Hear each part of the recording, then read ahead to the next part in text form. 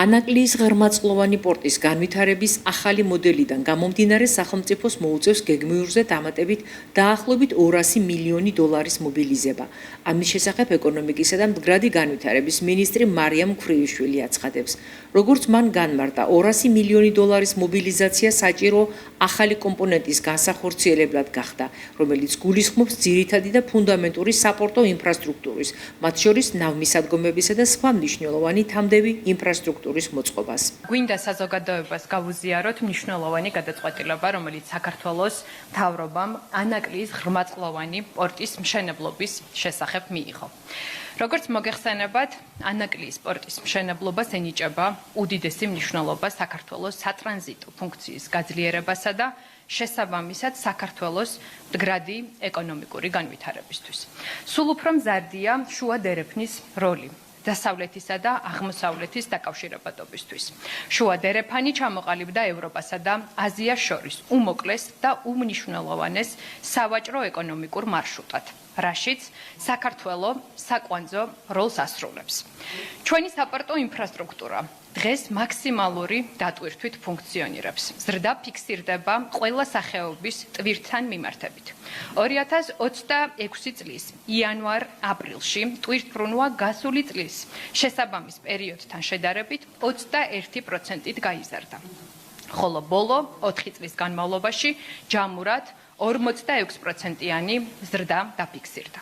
საქართველოს მთავრობამ გასული 1 წლის განმავლობაში ჩამოაყალიბა ქვეყნის სატრანსპორტო და ლოგისტიკური სექტორის შემდგომი განვითარების მკაფიო ხედვა და სტრატეგია, რომელიც სრულ თანხვედრაშია შუა დერეფნის მონაწილე ქვეყნების სატრანსპორტო ინფრასტრუქტურის გამტარიანობის ზრდის პერსპექტივებთან.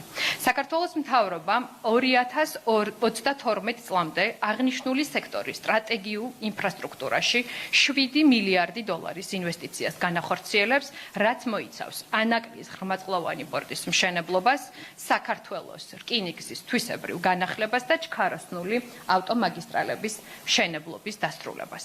საქართველოს მთავრობის მიერ გატარებულმა პოლიტიკამ, განხორციელებულმა რეფორმებმა და პარტნიორ ქვეყნებთან კოორდინირებულმა მუშაობამ ანაკლიის ღრმაწლოვანი პორტის მიმართ უპრეცედენტო საერთაშორისო ინტერესი განაპირობა, როგორც მეზობელი და ცენტრალური აზიის ქვეყნებიდან, ჩინეთისა და ყურის სახელმწიფოების, ისე დასავლური კომპანიების მხრიდან. აღნიშნულიდან გამომდინარე, აშკარაა, რომ ანაკლიის პროექტმა უკვე არამხოლოდ რეგიონალური, არამედ საერთაშორისო მნიშვნელობის სტრატეგიული ინფრასტრუქტურული პროექტის დატვირთვა შეიძინა. პროექტის მიმართ მრავალი ქვეყნისა და საერთაშორისო კომპანიის მზარდი ინტერესის გათვალისწინებით საქართველოსთვის პრინციპულად მნიშვნელოვანია ანაკლიის განვითარება დაეფუძნოს მოდელს, რომელიც უზრუნველყოფს სახელმწიფოს წამყვან როლს სტრატეგიული ინფრასტრუქტურის განვითარებაში და ამავდროულად შექმნის კონკურენტულ გარემოს, სადაც არაერთი დაინტერესებული პარტნიორი ქვეყნისა და კომპანიის ინტერესების გათვალისწინება გახდება შესაძლებელი. სწორედ აღნიშნული ამოცანის გათვალისწინებით საქართველოს მთავრობამ მიიღო გადაწყვეტილება ანაკლიის ღრმაწლოვანი ნავსადგური ააშენოს მსოფლიოში ყველაზე ფართოდ აპრობირებული ეგრეთ წოდებული ლენდლორდის მოდელით, რომლის ფარგლებში სახელმწიფო დარჩება ძირითადი საზღვაო და საპორტო ინფრასტრუქტურის მესაკუთრედ და მის განვითარებასა და მართვას თავად უზრუნველყოფს. ლენდლორდის მოდელი სახელმწიფოს მისცემს შესაძლებლობას ანაკლიის პორტი განავითაროს არა ერთ, როგორც დღემდე იყო დაგეგმილი, არამედ ერთდროულად რამდენიმე სახელმწიფოსთან და კომპანიასთან პარტნიორობით, რაც პორტში ტვირთების მოზიდვისა და შესაბამისად მისი მაქსიმალურად ეფექტიანი ფუნქციონირებისთვის საუკეთესო პირობებს შექმნის.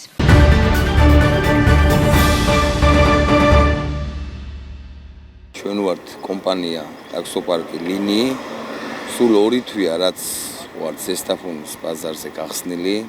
ჩვენ მომხმარებლებს თავაზობთ სწრაფ, კომფორტულ, ხარისხიან მგზავრობას, ყავს ყველა სახის ტრანსპორტი, ეკონომ კლასი, ბიზნეს კლასი, კომფორტი, ყავს ასევე მანდილოსანი ძღოლი, რომელიც მოემსახურება ბავშვებს, მანდილოსნებს, ოჯახებს და ასე შემდეგ. ყავს ყველანაირი სახის ტექნიკა, მაგალითად ევაკუატორი, სატვირთო ავტომობილები, კატაბალკად. მუშაობთ 24 საათის რეჟიმში, 24/7-ზე. ტარიფი ტაქსოპარკის არის ზუსტი, კილომეტრზე ლარია. ყველა მანქანაში გვიყენია მრიცხველები, რომელიც აუცილებლად ყველა მგზავრთან, ყველა მძღოლი აუცილებლად გამოიყენებს. ყველა მანქანა იქნება და კონტროლდება ყოველ დილით, რომ არის სუფთა და უსაფრთხო.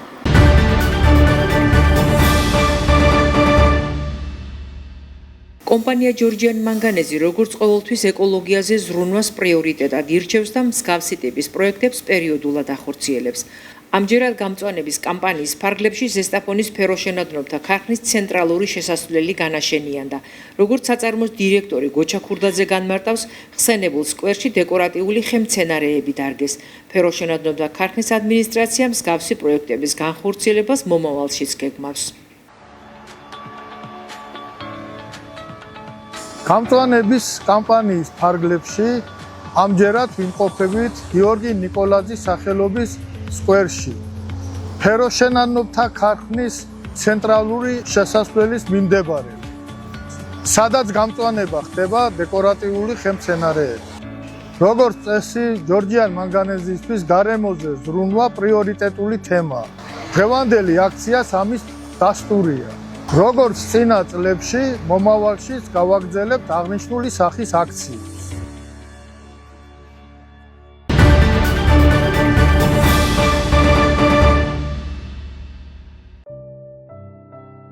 სერიოზული ფანი ვარ, მიყვარს საჭე, ეს არის ჩემი პროფესია, არ არის ეს ჩემი, ეს არის ჩემი ყველაფერი. ვიღვიძებ და მიხარია ის, რომ მე ვარ ავტობუსის მძღოლი და მე შემიძლია რომ მოვემსახურო ჩემ მამას ზესტაფონლებს.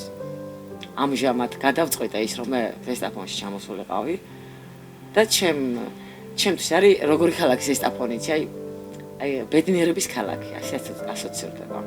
მივიღე ეს გადაწყვეტილება, ძალიან ბედნიერი ვარ. ძალიან კმაყოფილი ვარ, აი ესეთ გადააჭარბა, აი მართლა მე რასაც ველოდებოდი, აი ყველა მოლოდის გადააჭარბა, ზესტაფონლების სითბომ, ამათმა დახვედრამ, არ ვიცი, მართლა შოქში ჩამაგდო, ყველა გაჩერებაზე, ტროტუარებზე, არ ვიცი, აი ავტობუსებიდან, მანქანებიდან, სადაც ტრანსპორტი არსებობს, ყველა მხრიდან არის ჩემთან მოსალმება, სიყვარული, ღიმილიანი სახეები. ძალიან ბევრი გამოხმაურება კომენტარებში სიყვარული და სითბო და ძალიან ბედნიერი ვარ ამით. მეც ვცდილობ აი სიყვარული და სითბო რაც მათ გაგროვებული, რომ ამათ გადავცე და ისინიც ერთმანეთს ვავსებთ. მამა წარმოშობით ხარაგაულელი მყავს, ბაბუა ყოწია კეკნაძე ხარაგაულში იყო ერთ-ერთი პირველი ავტობუსის მძღოლი, საუკეთესო პიროვნება. და ალბათ გენეტიკამაც გადმოიხარა ჩემსკენ. მომეცა ეს ბედნიერება და მე ამაყება, რომ მე მის შვილიში ვარ და ეს გენი ჩემსკენ გადმოიხარა. 10 დღიანი კურსები გავიარე, ჩაიბარეს, გამოსtildeმა პროფესიონალ მძღოლებმა, უფროსობამაც, გადაგვამოწმა, ბოლოს ჩავაბარე გამოჩნდა. დარწმუნდნენ ჩემ პროფესიონალიზმში და მეც აღმოჩნდი აი ესეთ ბედნიერი ლაღი თქვენს ავტობუსის მძღოლი.